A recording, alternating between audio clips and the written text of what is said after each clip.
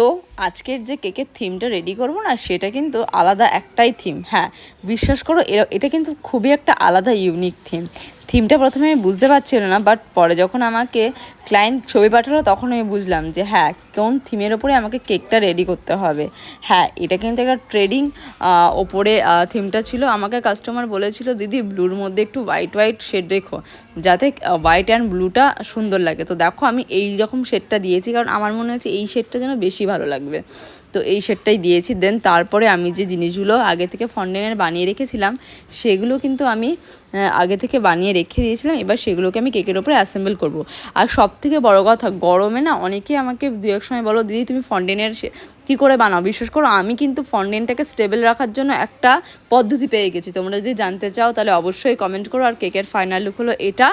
কেমন লাগলো তোমরা অবশ্যই আমাকে কমেন্ট করে জানিও। যাদের বাড়ি এসি নেই তারা কিন্তু ফন্ডেন্টেরও কাজ করতে পারবে গাইজ।